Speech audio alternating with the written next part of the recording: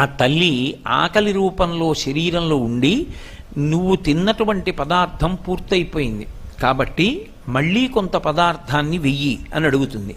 వేసిన పదార్థాన్ని జీర్ణశక్తి అంటాం. జీర్ణం చెయ్యడానికి కావలసినటువంటి శక్తిగా ఆమెయే లోపల పొటమరిస్తుంది.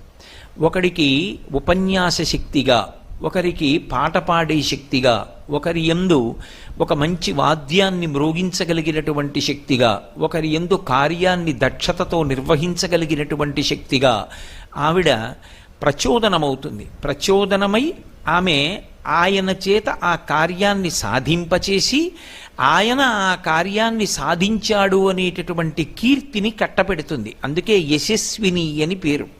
ఒక వ్యక్తి ఒక విషయంలో అపారమైనటువంటి కీర్తి పొంది ఉన్నాడనుకోండి, అలా కీర్తి దేని చేత పొందుతాడు అంటే పరదేవత